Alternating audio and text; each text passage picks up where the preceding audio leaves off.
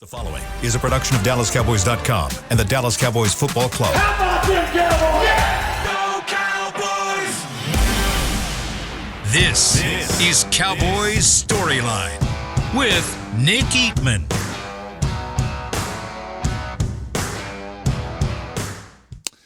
What's up? It's time for Cowboys Storyline. Tuesday, December 19th. Cowboys taking on Miami Dolphins this week. Christmas Eve game in Miami. Should be a lot of fun. I think it's going to be a lot of points. I don't know why. I just think that game, there's going to be a ton of points scored in that game.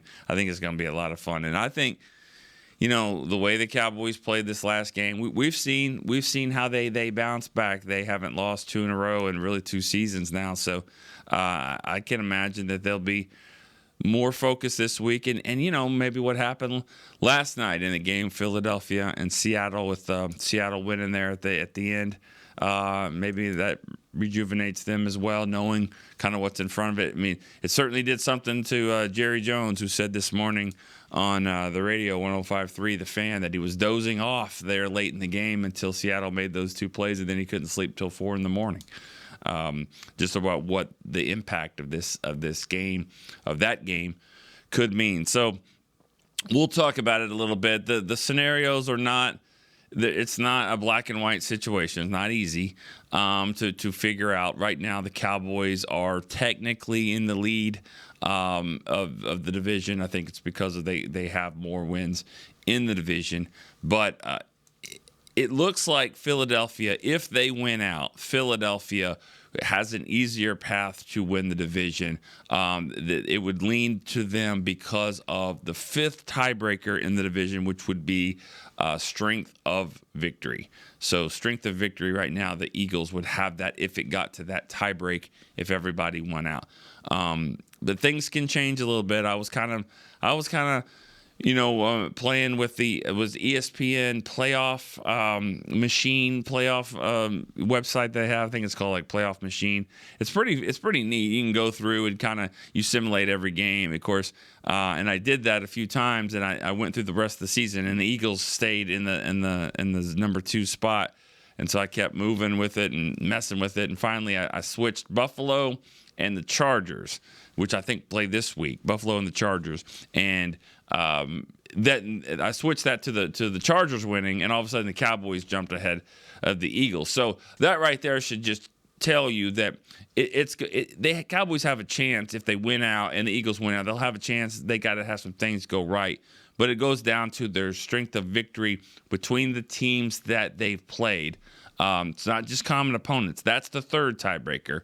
I think if they win out, that would definitely that would just move to the next tiebreaker, because the Cowboys have lost to the Eagles lost to Seattle, and they've lost to the Jets. Both teams the Cowboys beat, and the Cowboys have lost to the Bills, and then they would lose. And they've also lost to the Cardinals, which is a team Philadelphia should beat if this tiebreakers are going to hold it. If Philly doesn't win those games or lose, they lose to the Giants, then that changes everything. So the Eagles definitely, and they're reeling right now. Of course, they've lost 3 in a row, but we've seen the 49ers lose 3 in a row, turn it around as well. So we'll see what's going on. The point is, there's 3 games to go. Lots can happen. So, all right, let's figure this out here on the phone line, 888-855-2297. Let's go to the line right now. Michael's been waiting. He's in Colton, California. Michael, what's up? What's going on, Nick? Good morning. Shout out to the whole Cowboys nation. Hey, Nick, I just, man, I was trying to get through yesterday, man. You're a popular show, man. It was hard, but thank you. I got a lot to say about that loss, man. It's just really disappointing. But one thing that I can't seem to get over, and you know what? I hope that I'm wrong. I'll be the first one to say, hey, that was a stupid take. I'm wrong, but I just feel that Dak Prescott, he's gonna play. He's gonna have a good season, and this and that. Just like we had discussed before when I had brought up the CD Lamb being the best 88. But anyways. Tony Romo with the numbers, this and that, putting up stats. But at the end of the day, I don't think he can win the big game. And you see it in his eyes when he's in a big game, he looks like a deer in the headlights, you know. And I'm afraid what I'm afraid of is that he's going to play himself into another long-term contract, or let's just say a 4 or 5 year deal. And we're going to be stuck with this guy another 4 or 5 years. And I don't mean no disrespect to Dak by saying this guy, you know. That sounds disrespectful to me. I mean, honestly, like I know you can say it, I don't mean disrespect, but that does sound disrespectful when you're like stuck with this guy. You know, well, but then, if that's your opinion, that's what it is. That's fine. Yeah. And that's what it is. And I would imagine you haven't called in the last 5 weeks, right? I feel like you have, but no, I was just on last week. We were talking about Brandon Cooks, not Dak, though. Gilmore. No. You got it. If that's how you feel, that's certainly how you feel. I mean, you know, it's one thing to say, hey, this guy's a good quarterback. He's not going to take us there. And if that's how you believe, you know, I look at it like he hasn't taken them there. I don't think that he can't. They haven't gone there. I still feel like Tony Romo was a really, really good quarterback. They didn't get there. But at the end of the day, being really good does not win championships. You know, just doing it. You know, like you had said when I told you about the 88, and you made a great point. You know, I told you Troy Aikman was the best, and you said why, and I said because of the titles. And at the end of the day, the quarterback, you know, everybody looks at those titles as he may not have the numbers Romo has, and maybe Dak will have, you know, after when he's all said and done. But at the end of the day, he was a champion. You know, he won. When it mattered, he showed up and he won the big game. You know what I'm saying? Mm-hmm. And one more thing, if I may. You know, I may be getting a little ahead of myself, but I hear these rumors that, look, I just honestly, I'm going to keep it real. I don't think we're going to go anywhere in the playoffs. I think we'll be 1 and 2 and done. You know what I mean? Just like the recent history. But if the Steelers go ahead and let go of Mike Tomlin, man, I hope we jump on that dude straight up, because McCarthy's a good coach and all, but just they ain't cutting it. They ain't cutting it, and Dak Prescott ain't going to get it done. Cool. But thank you very much for hearing me out. All right. Appreciate it. Interesting. And it's interesting that one guy over here who's not winning any games anymore, and they're struggling, and he's going to maybe get let go, and he's won one Super Bowl, and he's been a good solid coach, is better than the guy you've got that has a better resume or just as good of a resume. That seems weird to me. But hey, you can think that way about Dak, and maybe they never win. Maybe they never get to that point.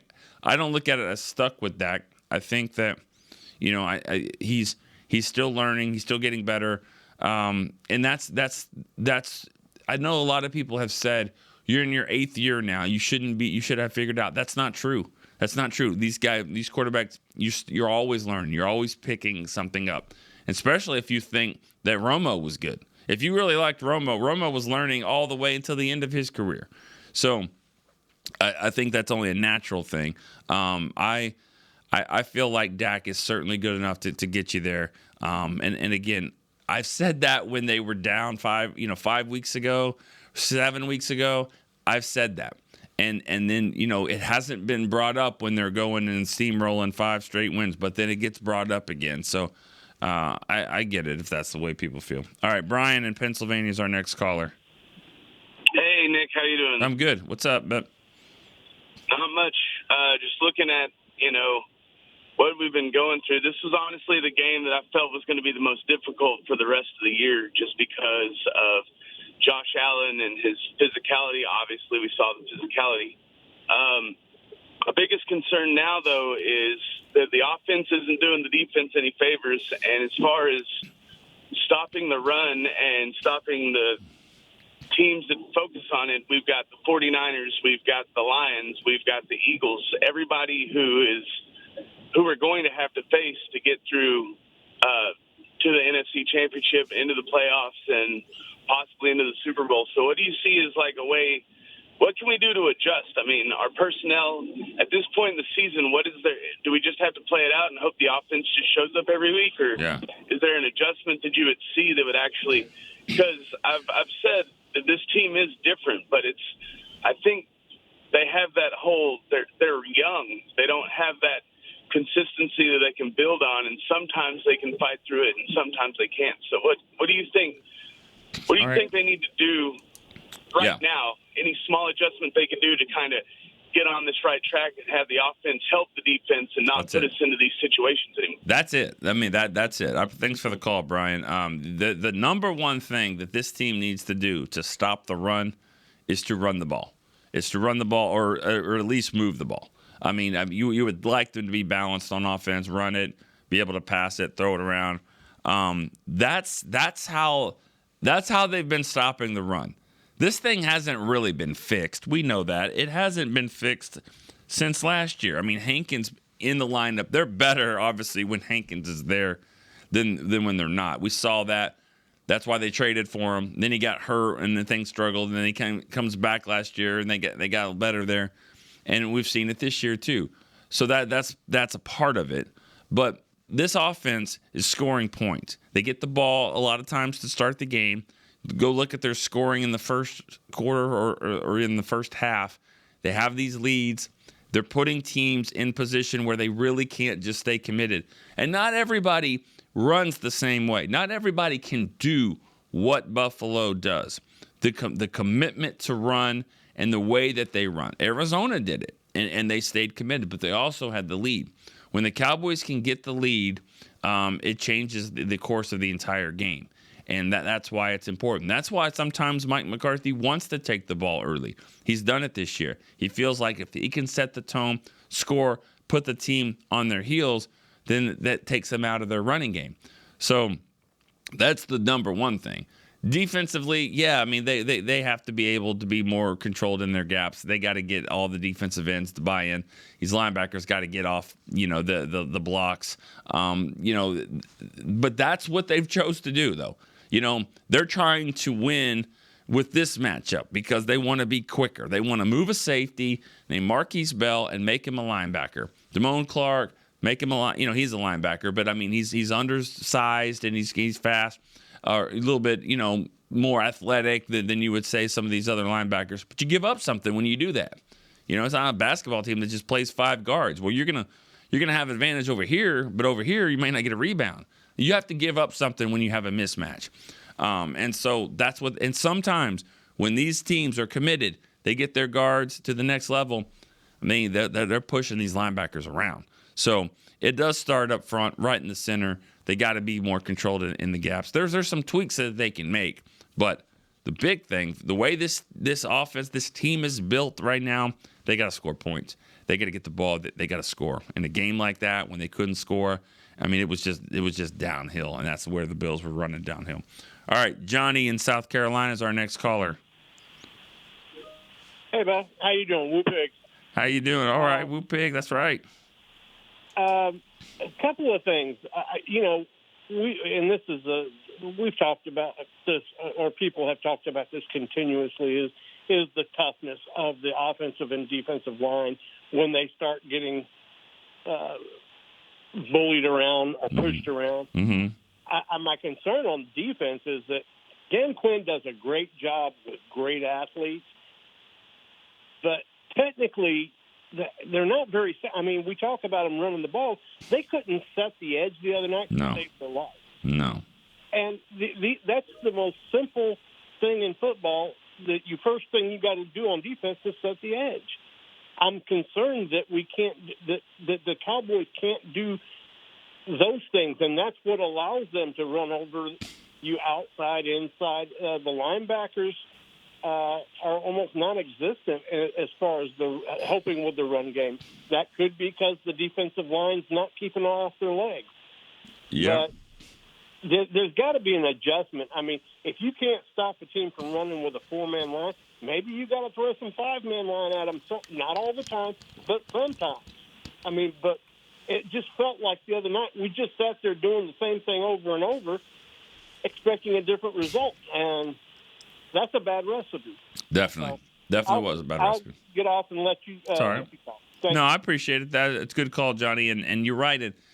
It was a little bit frustrating because you just you didn't see those adjustments, and maybe they were there, and Buffalo made some adjustments as well. I mean, they just seemed a step ahead. But in a game like that, and the weather, it wasn't a factor really. I mean, it was different, but I mean, Cowboys beat the Giants 40-0 in a rainstorm. Worse than that, first game of the season. It makes it a little bit harder to throw the ball around, but that it is harder to do that. And so, like you said, maybe you stack the box even more, and you say, hey man, if you're gonna go and Diggs made a one-handed catch and they threw the ball around, but if you looked at it, was there tight ends? I mean, Dawson, Knox, maybe Kincaid. I mean, they had trouble catching the ball on that play that cursed, that terrible penalty that they called on him. Which I'm sorry, I'm just gonna still look at that and go, well, this is football, and I thought that was an awful penalty in the game. But he dropped the ball too, which hurt the Cowboys on that play. But I think my point is that throwing the ball and catching the ball was not as easy as running the ball. So you kind of have to, it was a head scratcher a little bit on why they played it that way and continued to play it that way. Knowing that Buffalo was going to run it, and that was kind of the best thing that they did. So, but it is what it is. It happened. Just nothing went right. I mean, you try to look at guys that played well in the game. I mean, we're done. Okay, that's it. I mean, into that segment, there really was nobody. The punter, he had a nice punt. That's about it, though. Aubrey, another field goal he made. Had a couple touchbacks, but it was just a bad game all the way around. All right, let's go to some text questions here. Carl, he's in Nashville. What's your favorite Cowboys Christmas memory? Interesting. Let me think about that one a little bit. And actually, that reminds me, I wanted to throw this out to some of the callers. This will be our theme for the week. We like to have themes with like favorite all-time player, favorite Thanksgiving memory. One of the things I want to do is, I'm going to bring in a guy on Friday. He's been on Talking Cowboys. Josh Rodriguez. He's a guy that works upstairs with us. And he's got a movie podcast. He's all about movies. Movies is his thing. And so we've been talking about football movies. Favorite football movie of all time. So if you call in or you send a text, whatever, I'm going to keep a little poll here. I want to see what people think. Because there's no right or wrong answer, but a lot of great football movies out there. I just want to see what people think. I'll share mine later on, but I just want to hear what you guys have to think about that. But that reminded me. But favorite Christmas memory from the Cowboys? I'm trying to think. Like there's been some. I mean, I remember waking up on Christmas Day in Tennessee, Nashville, Tennessee, in 2000. It was an awful Cowboy game against the Titans. They lost 31-0 in that game.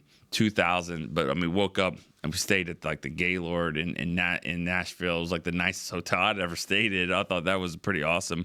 But it was like Christmas morning that you wake up and you wait for the Monday night game. The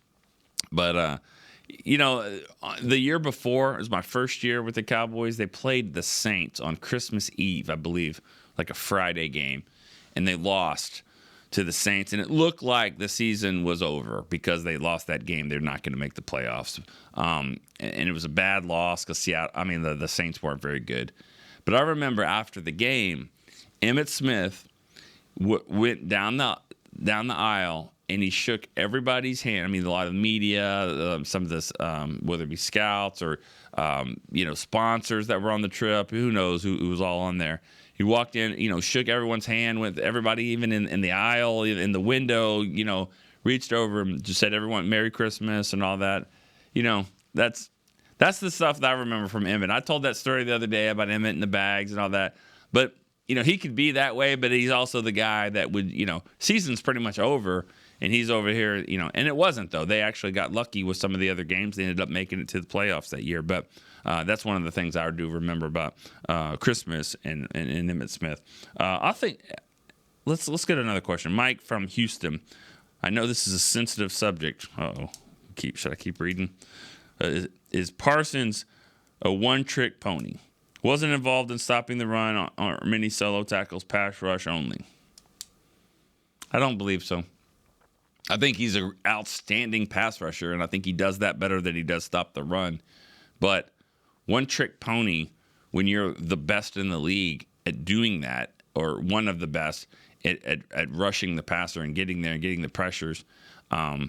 That's pretty good. No, I don't. He's not. I don't. It's not one trick pony. It's just that's what you do the best. I mean, I think it's like a home run hitter that also hits with average, but he's a home run hitter. From that standpoint, no, I don't believe that. One thing I do think is amazing, though.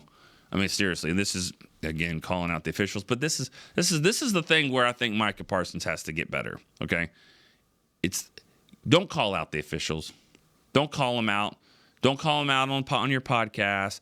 Don't sit there and talk about that stuff. We all know it. I mean, he's like, if he's not leading the league in pressures, he's right up there. I mean, because he's got like almost 80, 85 pressures, but he hasn't had a holding call in 34 consecutive quarters. That's over 8 games. He has not had a holding call in over 8 games. This is the guy that leads the NFL in pressures, and he's always living back there, but yet no one is holding him. Not one time in 8.5 games. It doesn't make any sense other than the fact that you're talking too much. You're calling out the officials. You don't think they hear that stuff? I definitely think it matters. And I think, I understand, you get a chance to listen to the podcast. I really haven't heard a lot of it, but I kind of hear what some of the things he says. And there's no way that helps. There's no way that is, because it's not helping him get calls. It's probably helping him the other way. That's just my take on it. I think that some of that stuff happens a little bit, and I just don't think it's a smart move to be calling out the officials and saying some of the things that he has done. But he's too good of a player to not be getting holding calls. We watch it every single snap, every play. It feels like that they're holding him. So I don't know what other reason it would be. It's just hopefully just keep your head down, keep going, keep getting these plays, and not talk about it so much, because I certainly don't think it's helping them. I mean, there's no way you can go 34 consecutive quarters when you're a one-trick pony rushing. That trick's not working so much. Getting a call. I can tell you that. All right, Bob in Rio Grande Valley is our next caller. Or did I miss it? Is it Chris in Connecticut? Chris in Connecticut? Did I miss one? It's Chris in Connecticut. I'm sorry. Bob, you'll be next. Chris, what's up? Hey, how you doing, Nick? A huge fan. Thanks for taking my call. Thank you. Thank you. Is this first call? This is the first time I've called you on this show. And all right. I'm so excited. I'm so glad you got. There you go. There you go. There you go. Boy, that last stat that you gave just kind of blows my mind. But I couldn't believe it. I couldn't believe when I yeah, and I was told about it when it was 31, and now it's 34, and I was just like, oh my goodness. So wow, that's crazy. It's funny, and I've been guilty of this from time. It's just funny how quickly people are so quick to jump off the bandwagon. All of a sudden, that game the other night had nothing to do with Dak's play at all. That was a pure team loss. I agree. What I can't figure out is how is it year in and year out? Those two things I want to mention. One is the penalties. Year after year, they're in the top 2 or 3 most penalized teams. I just don't get it at all. Like, how do you not fix that? So there's that. And then secondly, the thing that really bothered me the other night was they're down 14-0. They've got second and like a foot from the 11-yard line. Why not just have Dak sneak it? Why do you got to get tricky? I feel like so many times the offensive coordinators, obviously in this case it's Mike, but why do they? He just seems to overthink things sometimes. It's, you're going to trick people. It's like, you need the touchdown there. Come on, man. No, you had to have the touchdown. I mean, that second and 1 play at the 11 was huge, because they got a 4-yard loss or 3-yard loss, and then they didn't get it, and on third down had to kick a field goal. I agree with you there. But I'll say this. When it's 2nd and 1 at the 11, I'm thinking it's almost like I'm not saying it's a free play, but sneaking it there. I don't know if you guys have heard this.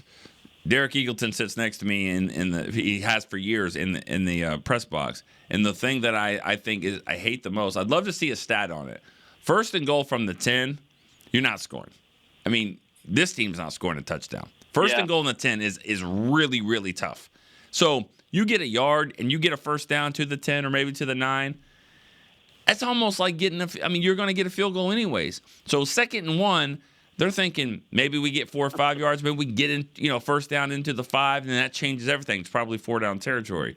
So I don't think they wanted to do that. In retrospect, he would have rather them, get the first down. I get that. But the Bills called a perfect defensive play for that one.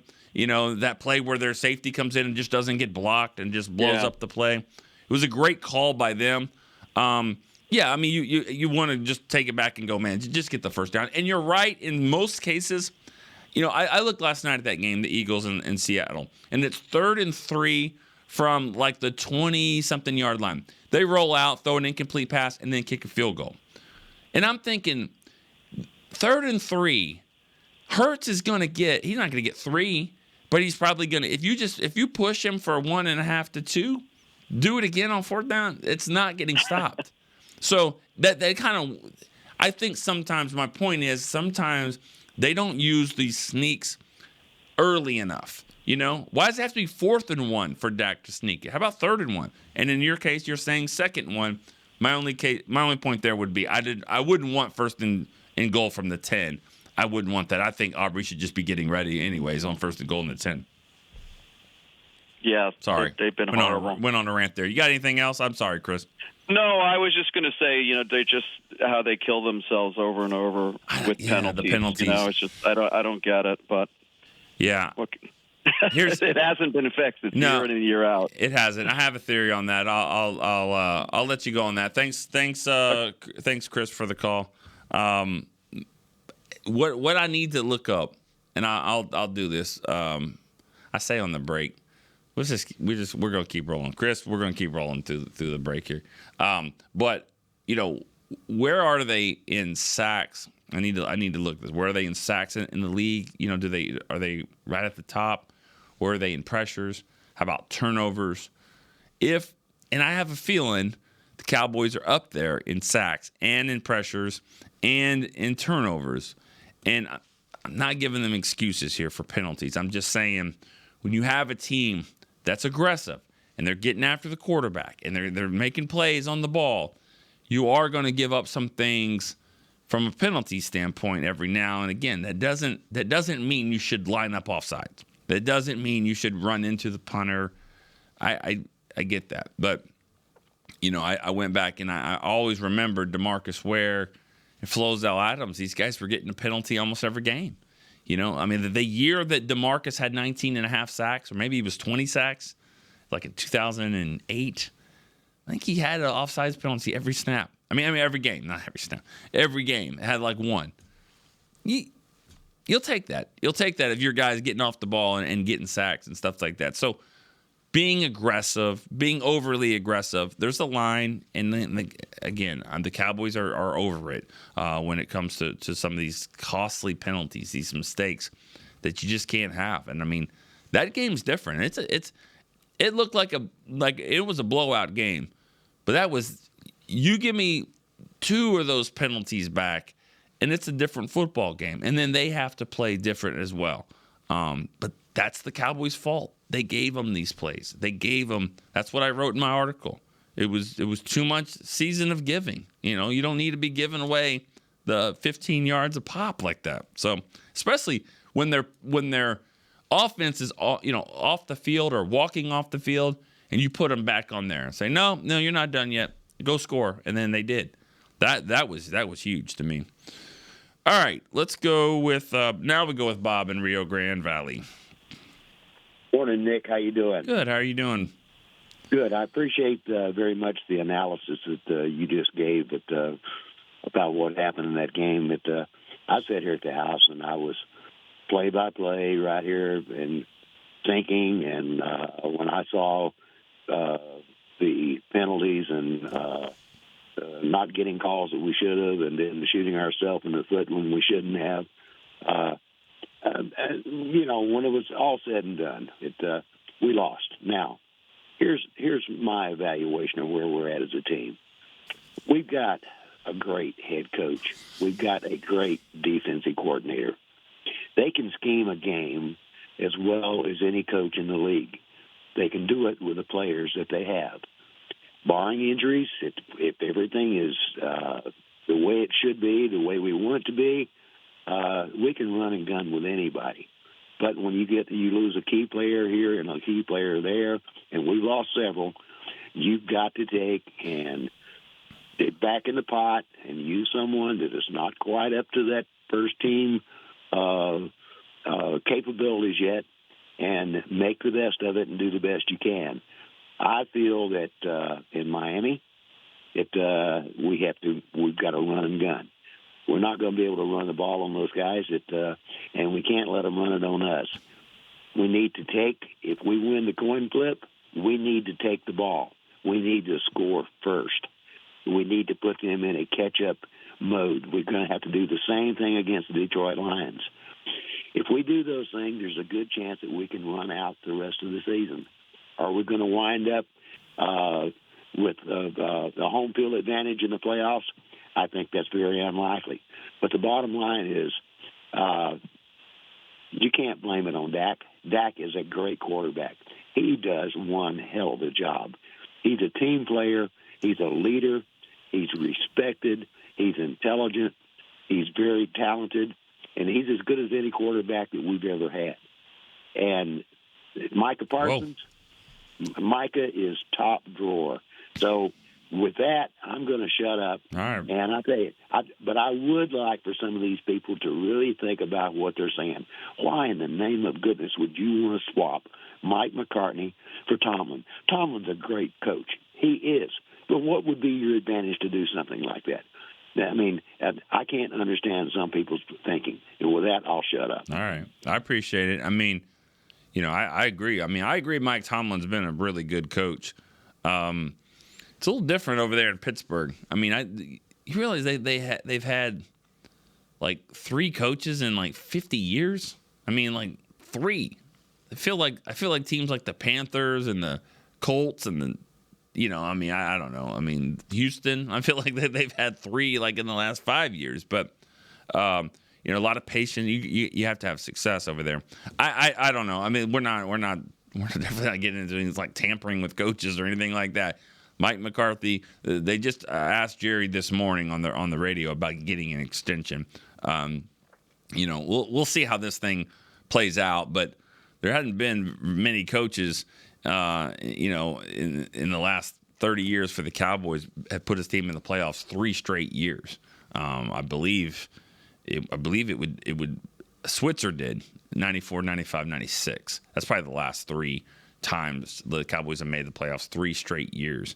Maybe I'm missing something with Garrett, but I don't think so. I don't think that happened. So there is a level of consistency there, and also the players really respect Mike McCarthy for how he treats them, and I mean that with how he takes care of their bodies, gets them off their feet a lot. I mean, he really thinks a lot about them. He kind of has a good understanding about what it takes to play 25 weeks. This isn't a 17-game schedule. We're talking about like 25 weeks from training camp. Get then you got the bye week right before the season, and then you got the game, and you got the bye week, and you're trying to get all the way. It's a It's a long haul, and he does a really good job with that. And so, I think there's a lot more to it than just can you win the big game or not, and that's maybe what it'll come down to. But I think when Jerry looks at this and he looks at you got to put your team in position to go win games. You got to have a good football team that can go win, and I think he's done that. Now they got to do it. They just got to do it now. Text line question here from a 512 number. I guess that's down maybe Austin. The Replacements, best football movie of all time. The Replacements and North Dallas 40.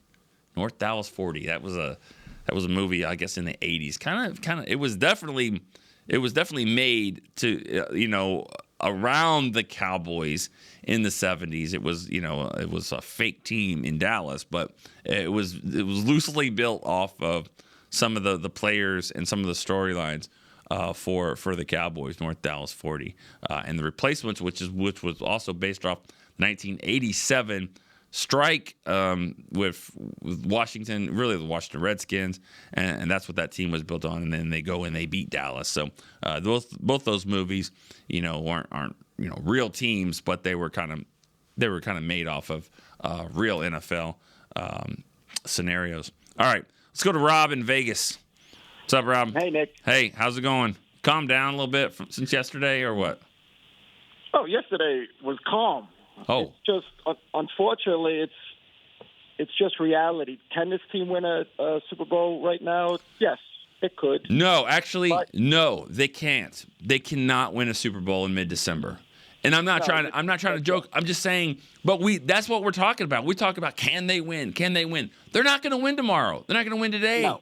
So that is why I kind of always push back on callers, like you when you say that, because this is what it is. We're going to be doing a show tomorrow. It's what we can control right now. And we're all projecting. We're just projecting on what we think. The one thing though is, let's be honest, this team is built more to win in the regular season than in the playoffs. Why do you say that? Why? Because they're a fast break football team. They want to play a game like they played in Seattle, 45-30, then a 2017 type game. They're fast defense, but they're small. They're a fast big play on offense where we don't get some big plays on offense. We're not the type of team that's going to just, like Buffalo said, okay, we want you to march the ball down the field. We do it on spurts, but that's not our game.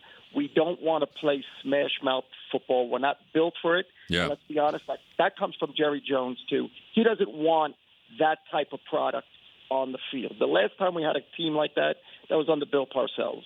He doesn't want that. He wants the Seattle-type games. And let's be honest, in the playoffs, you don't have those games. The games get tighter.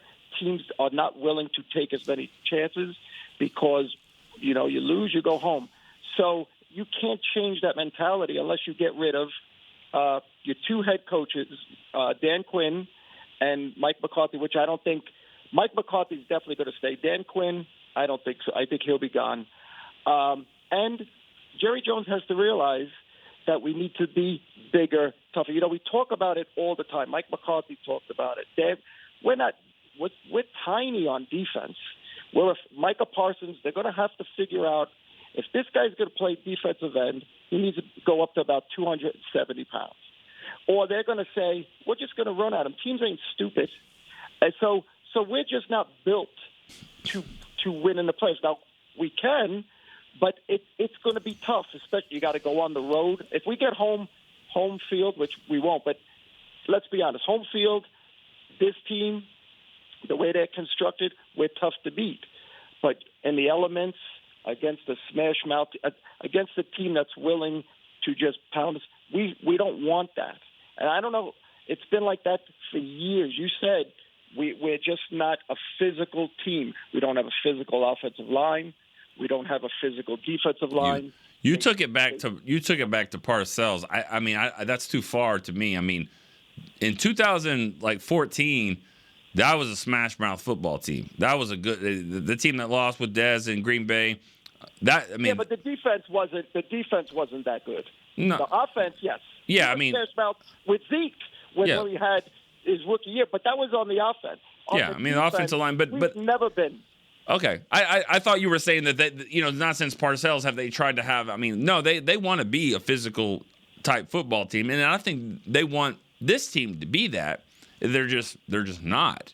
They're just not. No. I think it starts with center. I mean, I don't think Tyler Biadasz is a guy that moves people around. But I think it's a mentality. Let's be honest. Blue-collar teams, Buffalo, San Francisco, Philadelphia, if they want to, but for whatever reason, they don't want to.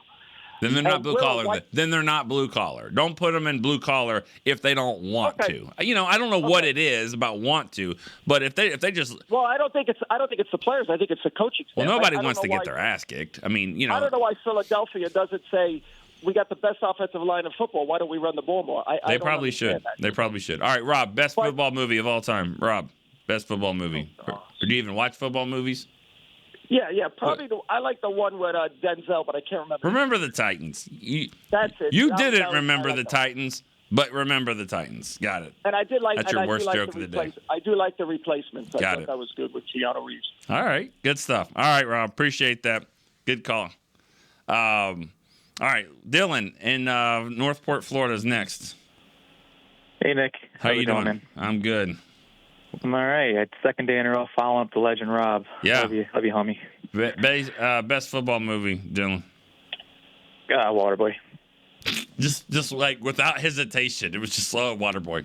Okay. Yeah. I had remember the Titans was good. That was the only serious football movie that I've really ever liked that I've watched. But Waterboy, just turn it on and have some laughs. We need some laughs this week, I think. We do. We've been kind of talking about it, and then different. We had a meeting yesterday, and we talked about that a little bit. We had different movies been thrown around, but just Waterboy was not one of them. But that's cool. That's good. Great line by Dan Fouts, who's the commentator, when he just says, "Shut up, Brent." I don't know why that's funny to me. That's funny. Yeah. All right. What do you got? Classic. I understand why people are panicking, but kind of the I guess the topic of the day, it's not really necessary. It's a lot of recency bias, I think, is kicking in. Talking about Dak can't do anything. He was an MVP candidate a week ago. Right. Mike McCarthy, he's been in the playoffs every year he's been here, except for, I think, 2020, which that was a whole mess of a year anyways, so we can forget that one. But I also want to ask this question, too, I guess, to all the callers out there and everybody listening. Who in the NFC are you scared of? Everybody's saying, or a lot of people are saying we're going to be one and done or done in the divisional round just because there's some 49ers. there. Can I vote? Well, that's it. Yeah. Okay. That's it. That's right? it. No, that's it. That's it. You're right. Now, the Eagles are go ahead. Here's what I don't. Here's. I don't know if scared is the right word, but I don't want the Cowboys to go to New Orleans.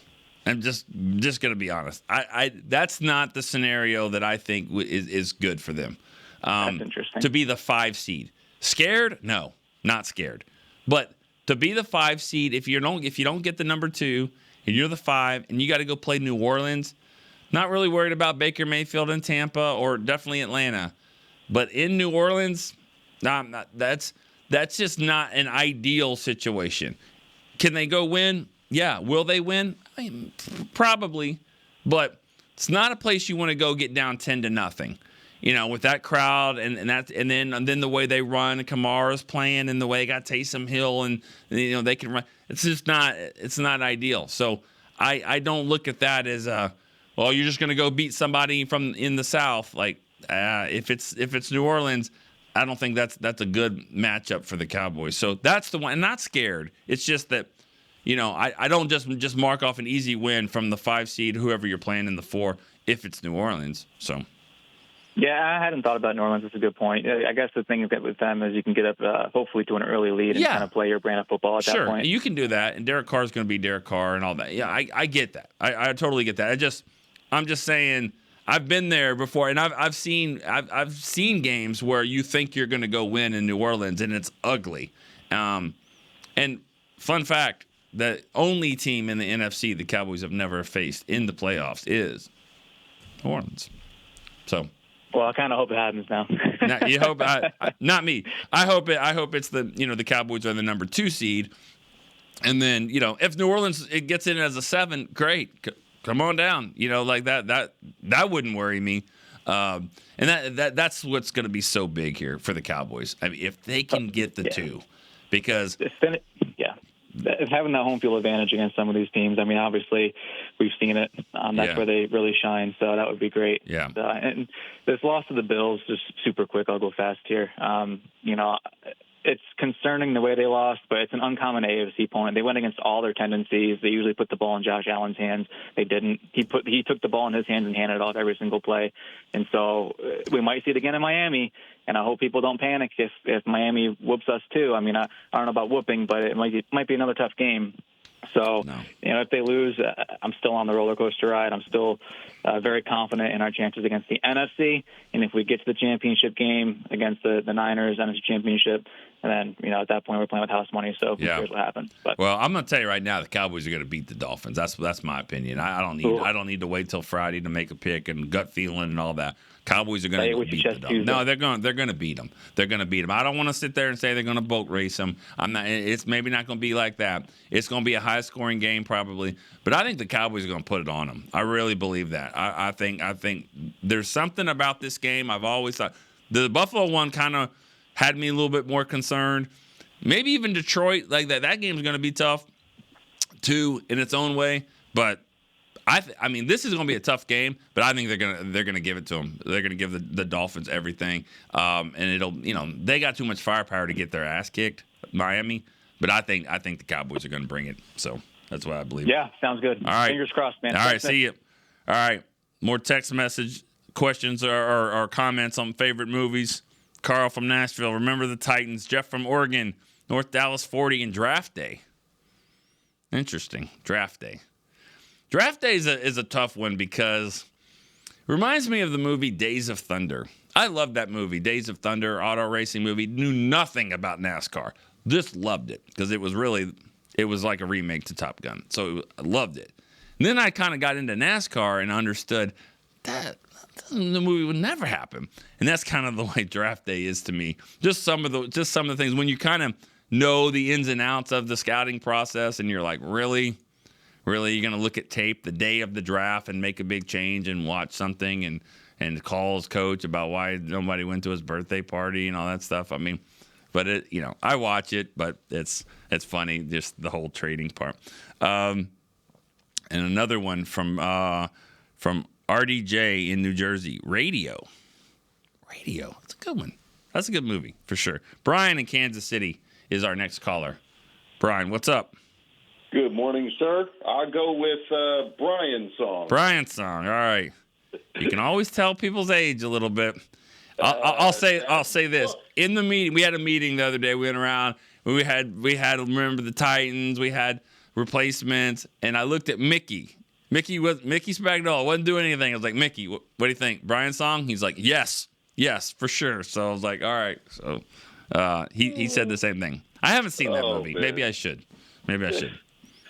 Hey, I got a favorite Christmas memory. You'll have to help me with the year. I think it's 95, but wasn't that the year on Christmas Day? Didn't Emmett break the touchdown record? Yes. 25 touchdowns not against the Cardinals, but it was, and that record's been broken since then. I mean, but yeah, that was a big game, and because. And the Cowboys, I mean, I've told this story several times. The day before, it was a Monday night game on the 25th, but the day before, the 49ers, who kind of similar to this year, kind of had the Cowboys number. They'd already beaten them once, pretty bad, and they lost to the Falcons. And they got off the plane in Arizona, and they said, you know what? We got to just win tomorrow night, and then we got home field advantage. And that just kind of rejuvenated them. They went and they beat the Cardinals there on Christmas night. But yeah, and that movie actually, that game is also kind of the backbone to another football movie, Jerry Maguire, because they filmed a lot of that movie from that game there in that 95 Cowboys and Cardinals. I don't know if you've seen that movie, but towards the end and Rod Tidwell's making plays and all that. A lot of it was because they filmed it from that game there in 95. No, I didn't know that. Yeah. I mean, I've seen the movie. I did not know. I did not make the connection. Yeah, you see Barry Switzer a lot. You see some of the, they kind of go in and out. You can tell the difference, obviously, between just footage from the sideline and all that. But they took a lot of that game and then kind of made it, that Cowboys Cardinals game.